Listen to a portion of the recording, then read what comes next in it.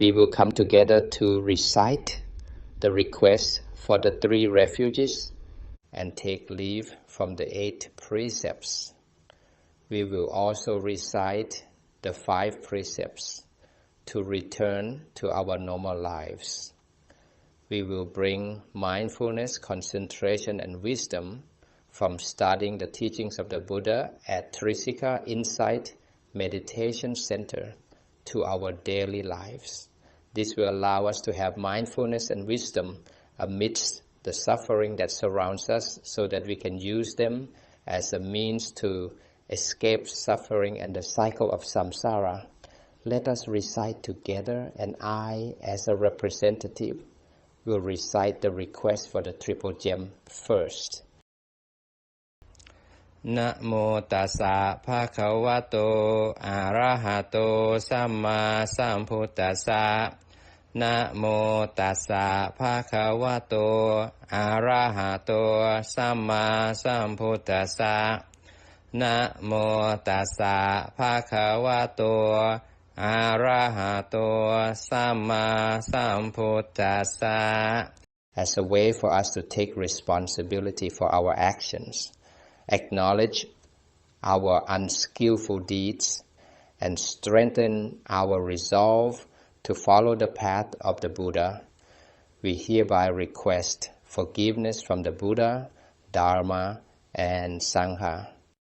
กายเยนะวาจายะวะเจตสาวา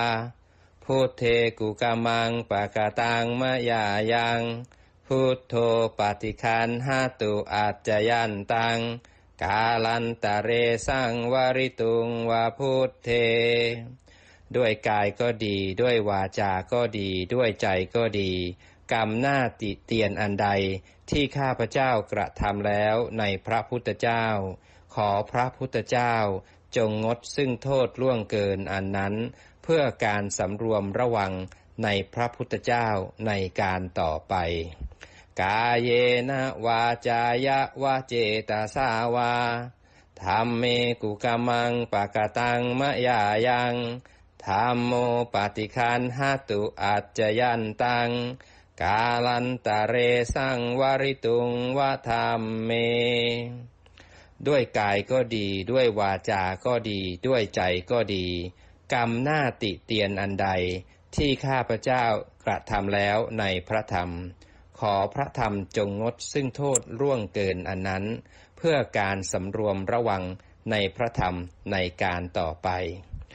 กายเยนะวาจายะวะเจตสาวาสังเคกุกมังปะกะตังมะยายังสังโฆปฏิคันหตุอัจจยันตังกาลันตะเรสังวริตุงวะสังเคด้วยกายก็ดีด้วยวาจาก็ดีด้วยใจก็ดีกรรมหน้าติเตียนอันใด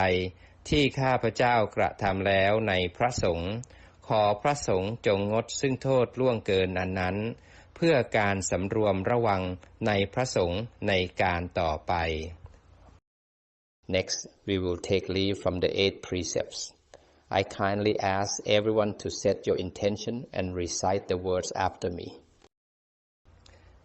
ข้าพเจ้าขอลาจากศีล 8 เป็นศีล 5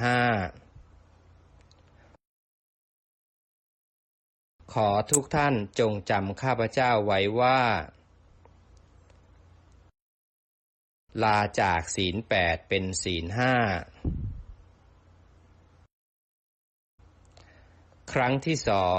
2ข้าพเจ้าขอลาจากศีล 8 เป็นศีล 5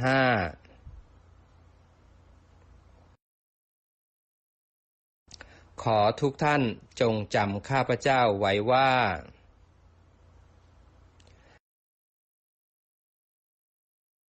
ข้าพเจ้าลาจากศีล 8 เป็นศีล 5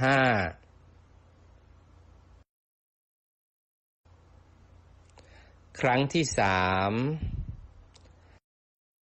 ข้าพเจ้าขอลาจากศีล 8 เป็นศีล 5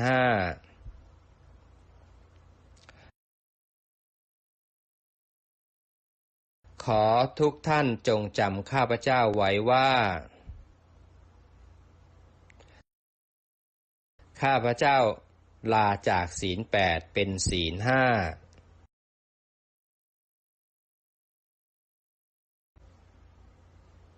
5Now that we have taken leave from the 8 precepts,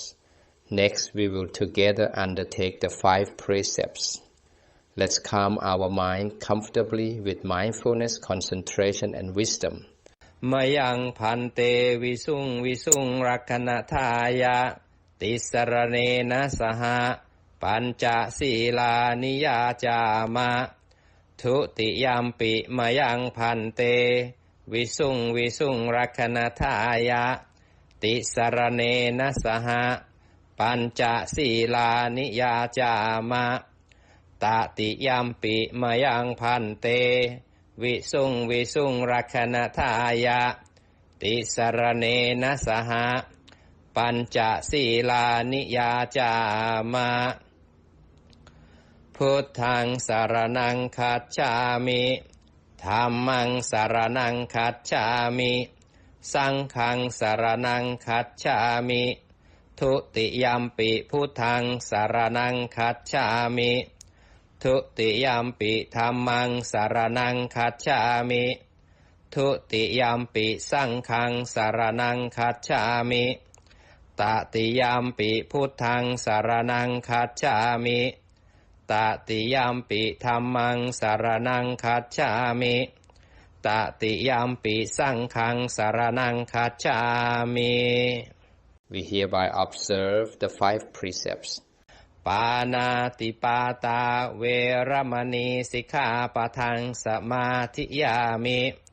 อาทินนาทานาเวรมณีสิกขาปะทังสมาธิยามิกาเมสุมิจฉาจาราเวรมณีสิกขาปะทังสมาธิยามิมุสาวาทาเวรมณีสิกขาปะทังสมาธิยามิสุราเมรยมัชฌะปมาทฐานาเวรมณีสิกขาปะทังสมาธิยามิ We've come to an end of the session in which we followed the 8 precepts and learned the principle of the Buddha's teachings and put them into practice.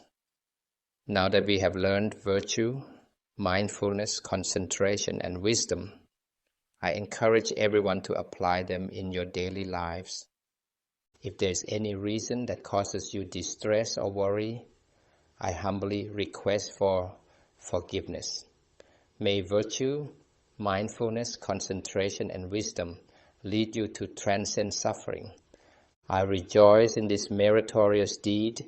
Well done. Anumodana sadhu, sadhu, sadhu.